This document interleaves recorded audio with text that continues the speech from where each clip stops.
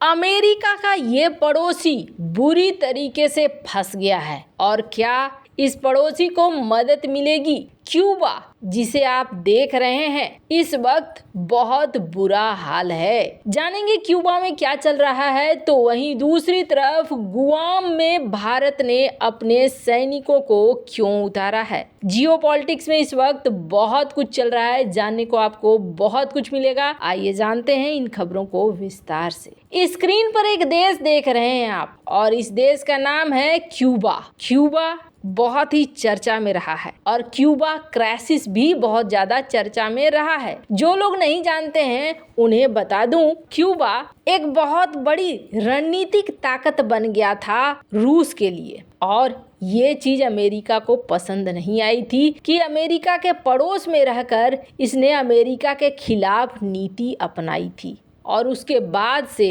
Cuba में जो हालात हैं वो हालात बहुत बुरे हैं। क्यूबा में इस वक्त क्या हो रहा है, जहां तेल भरवाने के ईंधन केंद्र हैं, ऊर्जा सेंटर है, एनर्जी सेंटर है, वहां पर लंबी लंबी लाइनें लग रही हैं और झगड़े भी बढ़ रहे हैं। नकदी की कमी से जूझ रहे कम्युनिस्ट द्वीप के प्रशासन ने अपने बजट घाटे को कम करने के मकसद से उठाए कदमों की एक श्रृंखला के तहत 1 फरवरी से ईंधन के दामों में 5 गुना वृद्धि की घोषणा की है। रिपोर्ट के मुताबिक 1 लीटर मानक गैसोलीन की कीमत अब 25 पेसोस के बजाय 132 पेसोस होगी, जबकि 1 लीटर प्रीमियम ईंधन की कीमत 30 के बजाय 156 पेसोस होगी। क्यूबा के टैक्सी चालक अब बुरी तरीके से परेशान हैं और ये कीमतें बढ़ने से पहले ईंधन भरने की कोशिश कर रहे हैं। ये बड़ी वृद्धि है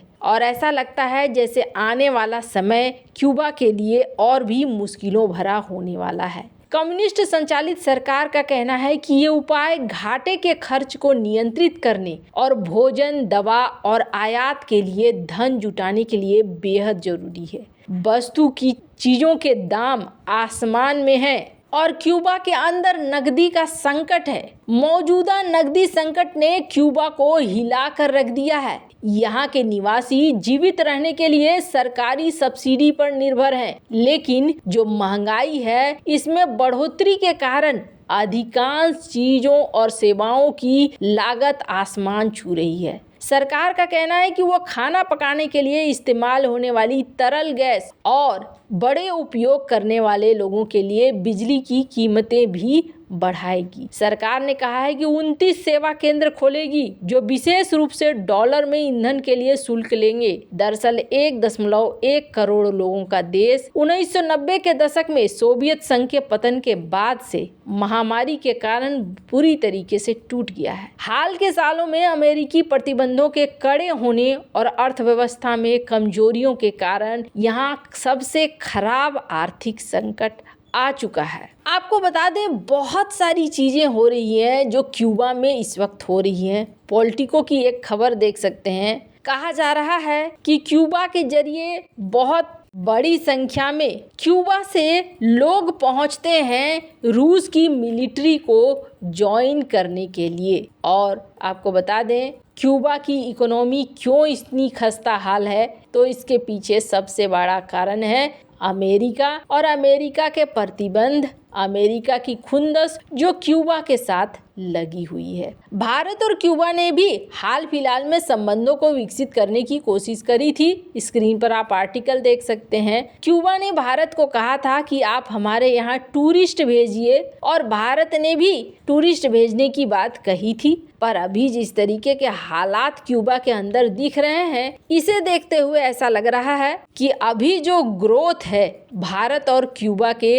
रिश्तों का, वो अभी मुश्किलों भरा है। स्क्रीन पर एक आर्टिकल देख सकते हैं। यहाँ तक बात हुई थी कि क्यूबा भारत के साथ रुपए में भी व्यापार करने के लिए ओपन दिख रहा था कि किसी भी तरीके से इसके यहाँ थोड़ी आर्थिक तौर पर मजबूती आ जाए। खैर, अभी क्या हो रहा है, रूस इसका भरण पोषण करता रहा है, पर अभी के दिनों में चूंकि रूस के पास संसाधनों की खुद ही कमी है, रूस मदद नहीं कर पा रहा है।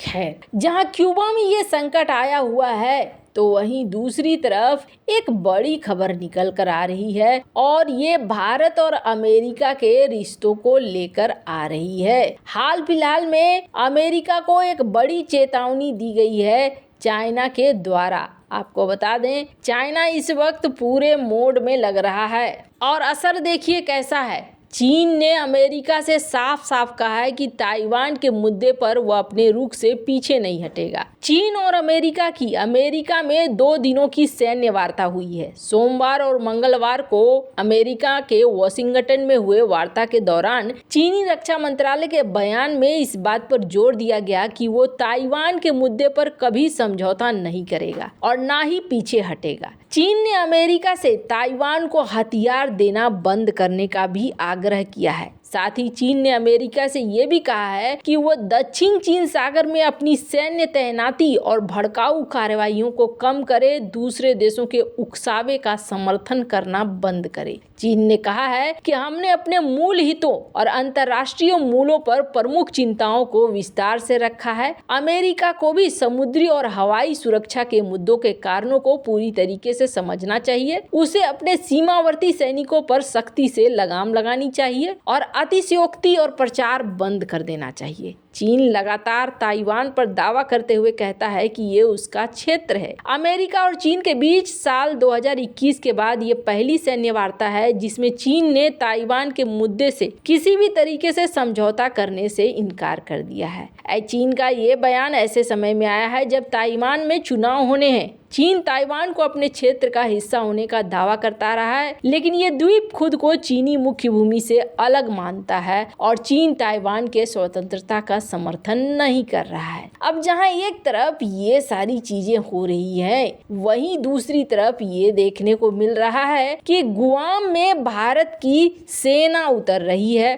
क्यों उतर रही है? भारत का P-8I विमान गुआम एयरबेस पहुंचा हुआ है और यहाँ पे सी ड्रैगन 24 और एंटी सबमरीन वॉरफेयर की एक्सरसाइज हो रही है अमेरिकी नेवी के साथ। America, Australia, south Korea, Japan, Bharat ये यहाँ पर एक्सरसाइज में हिस्सा ले रहे हैं और आपस में एक कोलैबोरेशन बनाने की बात चल रही है ताकि एक दूसरे के साथ समन्वय बनाकर चला जा सके। वैसे आपको बता दें, जिस तरीके से भारत और अमेरिका के संबंध हैं, वैसे में ये माना जा रहा था कि ये संबंध टूट जाएंगे, बिखर जाएंगे, पर अभी ऐसा लगता है जैसे अमेरिका की रणनीतिक मजबूरी है भारत के साथ चलना और ऐसे में अमेरिका भारत के साथ रिश्तों को बनाकर ही चलना चाहेगा। खैर, यहाँ पर ये सब कुछ चल रहा है